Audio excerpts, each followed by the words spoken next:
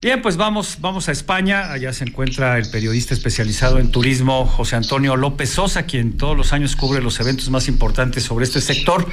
Y bueno, pues concluyó la semana pasada Fitur, y por lo que hemos leído en algunas crónicas, querido José Antonio, a México no le fue muy bien del todo. Cuéntanos, danos tus impresiones. ¿Qué tal, Miguel? Un saludo a ti y a todo tu auditorio de Mileda, allá en Toluca, en el Estado de México y en todos los lugares donde llega esta señal. Te saludo, ahora estoy en Praga, pero bueno, la semana pasada, como bien comentas, en Madrid, España, pues sí, la verdad es que México fue de claroscuros. Tuvimos el pabellón más grande históricamente de todas las ferias, fue el más grande del continente americano, más de 1,000 metros, porque, pues se alinearon los astros políticos y entonces ahora tanto Quintana Roo como Baja California Sur, que antes iban por separado, están gobernados por Morena, entonces se sumaron al pabellón de México y de CREA, por eso fue el más grande. Evidentemente hubo lugares que destacaron su presencia, como fue Quintana Roo, porque es el destino más importante, Oaxaca, Baja California, Querétaro, Michoacán, que llevaron pues muy buenas propuestas y a muchos empresarios, y hubo algunos otros que pues dejaron mucho que desear en ese sentido, porque al final pues ni siquiera tienen los datos de quiénes son los que van, cuáles son los europeos o cuántos son los europeos que llegan a estas ferias y cuál es la estrategia que deben de seguir para poder pues atraer mayores mercados. En otro sentido también, pues estuvo ahí el embajador Quirino Ordaz, que no quiso dar entrevistas. Que dicen que es un cero a la izquierda, ¿no? El embajador, ¿no? Coincido totalmente, y se alejaba de la prensa, ya deja tú de nosotros, incluso de los españoles, porque días antes, pues el presidente López Obrador reiteró que las relaciones con España estaban congeladas. Entonces buscó escudarse detrás del secretario de Turismo, Miguel Torruco, y pues no salió a dar ninguna, ninguna información. Lo comentaba yo en las redes, querido Miguel, que para mí los tres principales hierros, el primero fue pues el hecho que el AIFA, que tanto nos presume el gobierno federal, no estuviera en el pabellón de México. Imagínate. Si tú quieres dar a conocer un aeropuerto y hacerlo internacional, pues llévalo a las ferias internacionales, pero hubo muchas preguntas de operadores mayoristas y de agentes de viajes, que qué pasaba con el AIFA, que dónde estaba el AIFA. No hubo ni siquiera un letrerito en el pabellón de México con relación al AIFA. ¿Qué te parece? Ahora sí que AIFA ha sido como AIFA ha sido, ¿no? Como diría el clásico, ¿no? Es increíble que pasen estas cosas. Ahora, llamó mucho la atención aquí en México, seguramente tú lo viste o lo viviste, que el rey Juan Carlos se pasó de largo y que no se quiso detener en el pabellón mexicano. ¿Esto fue verdad? Así es, la que se detuvo en el pabellón fue su esposa, la señora Leticia, y al final del día, de hecho ni siquiera teníamos confirmado que el rey estuviera. Sí estuvo, como todos lo vimos, porque venía de este funeral de su tío Constantino allá en Grecia, pero sí se pasó de largo, debemos decirlo, no nada más de México, sino de muchos otros pabellones, pero en especial siempre se paraban en el de México, y esto es una señal. La forma es fondo, y yo creo que es una señal, así lo percibimos todos, y la verdad es que se le cuestionó mucho a tanto al secretario de Turismo como a las personas de los diferentes estados, y pues todos daban el mismo argumento, que pues el rey no siempre se detiene, pero cuando cada año se detiene, ya sea él o su padre antes, se detiene en el pabellón de México por ser uno de los más cercanos históricamente a España, y que este año por primera vez se haya seguido de frente, pues sí da mucho. Pues claro, es muy representativo, porque pues precisamente habla de esta congelamiento que dice que el presidente López Obrador, y que los españoles, aunque no contestan porque son muy protocolarios, muy diplomáticos, pues toman nota, y como tú dices, la forma es fondo. Ahora, ¿qué datos dio Torruco? Recordarás hace un año, cuando estuvimos en Acapulco, en el tianguis turístico, presumía que México era el país más visitado del mundo. Yo le comenté en algún momento que eso se debía a que México no cerró sus fronteras y que no pedía requisitos a los viajeros para certificar que no tuvieran COVID. Y muchos, y a ti y a mí nos consta, porque estuvimos en Cancún también en otros eventos, hubo gente que se contagió por turistas extranjeros, enfermaron y también contagiaron a sus familiares y murieron. Entonces yo le decía al secretario, a ver, en este momento es México el número 1 en turistas, pero ¿a qué costo? ¿Cuántos muertos? ¿No? ¿Cuántos muertos? Y caímos al 5º lugar, claro, al cierre del año, al 5º lugar, pero, y esto lo reiteró, y lo reitera el secretario, porque mucho se ha puesto el dedo en el renglón, de forma coyuntural.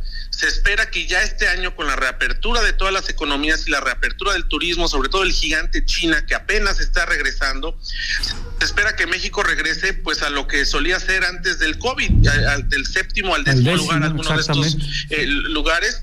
Pero las cifras que da el secretario Torruco es que pues fueron un poco más de 20 millones de visitantes este año y que se espera que se llegue a 25 millones de visitantes extranjeros este año 2023. Son sus perspectivas, su estadística, pero aquí lo importante, Miguel, será ver cómo se comportan en el gasto. Porque Exacto. Una cosa es la cantidad de millones de visitantes que nos lleguen, pero si tenemos plagado de todo incluido, pues el gasto será menor que otros países que reciben menos visitantes, pero tienen turistas que van y gastan más dinero. Exacto, y que además hay que recordar que una de las prioridades del sector turístico encabezado por Torruco era, y él lo decía, a mí no me importa que vengan muchos, prefiero que vengan menos, pero que gasten más.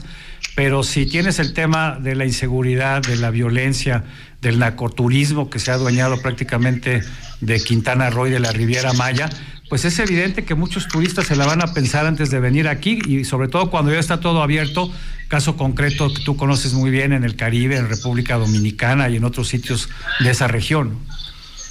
Es correcto, además uno de los temas que se escuchó muy fuerte en Fitur, no por las autoridades, sino por los medios internacionales, españoles incluidos, y lo sigo yo escuchando aquí en República Checa, que no tiene mucho que ver con México, es el tema de los taxistas en Cancún. Sí. De verdad que esta nota, que no es de percepción, porque a veces nos dicen no es de percepción, es de realidad y hemos visto lo que está sucediendo, la gente se sigue enterando aquí en Europa de lo que ocurre y no entienden, no alcanzan a entender cómo la autoridad, cualquiera que sea, porque aquí no vamos a explicarles si es municipal, federal, o estatal. ¿Por qué no hay una autoridad que, si ya está el amparo, si está permitido que circulen los taxis de plataforma, por qué los taxistas golpean y por qué hacen paros? Y vaya, es algo que no se alcanza a entender.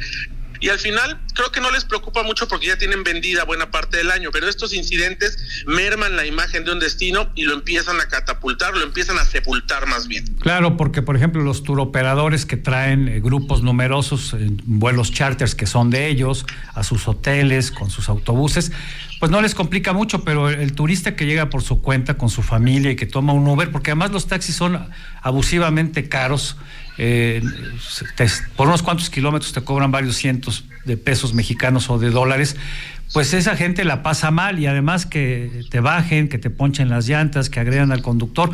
Se supone que la presidenta municipal de Benito Juárez, Cancún, había dicho que esto ya se iba a acabar, que les iban a quitar la concesión, metieron a la cárcel a algunos, pero ayer volvimos a ver escenas verdaderamente pues agresivas por parte de los taxistas, bloqueando calles a una mujer conductora de Uber, la acercaron, la bajaron, le pincharon las llantas, en fin, y uno se pregunta ¿dónde están las autoridades municipales, las estatales y también las federales? Porque buena parte de las vialidades que son aledañas al aeropuerto de Cancún son federales y son administradas y se les da mantenimiento a través de Fonatur. Y en cambio tenemos aquí a 6,000 guardias nacionales haciendo bola en el metro, que no sirven para mucho porque los accidentes sí continúan, mientras que deberían de estar en sitios como este precisamente resguardando las vialidades y a los turistas. Así es, y otra cosa que impactó desde mi punto de vista, Miguel, es que la Ciudad de México perdió la oportunidad de dar a conocer el tianguis turístico, que será por primera vez en la capital del país, sí, que es en un par de meses. Y en el pabellón de México hubo una pequeña silla donde estuvo la secretaria de Turismo de la Ciudad de México teniendo algunas citas, pero no hubo ninguna referencia al Tianguis Turístico 2023 que será en la Ciudad de México. Me parece que desperdiciaron esa oportunidad. Y por otro lado también, otro de los hierros que me pareció existieron fue que el estado de Nayarit se dedicó a promover las Islas Marías por encima de la Riviera Nayarit, que ya está muy conocida en Europa. Y muy desarrollada. La gente en Europa ya con el esfuerzo de muchos años busca ir a Puerto Vallarta y Riviera Nayarit, y ahora les dijeron no, eso ya no, vayan a Islas Marías. Cuando la gente aquí no entiende qué son las Islas Marías, cuando no hay infraestructura, no hay transporte. Claro, eso es una tontería, porque no hay infraestructura, y además tiene que ser turismo de bajo impacto. Han cambiado 3 veces ya el programa de manejo, porque es un área natural protegida. Sacaron el penal, sacaron a los presos, se robaron el mobiliario, lo que había ahí que tenía un cierto valor histórico, violaron la legislación para construir hospedaje o modificar precisamente el centro penitenciario para recibir turistas, todo por el capricho del presidente, y ahora lo quieren posicionar como si fuera un gran destino cuando no hay infraestructura y los charters que salen de Nayarit pues son unos cuantos. Entonces es verdaderamente demencial, pero bueno, eso pasa, como dicen los clásicos, cuando contratas monos, pues cuando pagas cacahuates obtienes monos. Así es, y bueno, al final se le mete dinero bueno al malo, porque ese dinero pudiera aprovecharse para promover pues Punta Mita, para San Pancho, todos estos lugares, Litibú en la Riviera Nayarit, que llaman mucho la atención de los europeos y que bueno, poco a poco han estado buscando ya tener un vuelo directo al aeropuerto de Puerto Vallarta, pero todos esos esfuerzos se fueron por la borda desde hace un año porque se centró el estado de Nayarit con el dinero que tiene para promoción turística en promover las Islas Marías, pero las promueven la misma forma que lo hacen en México, cuando el nivel de conocimiento de las islas, por supuesto, que es nulo en Europa. Es mínimo.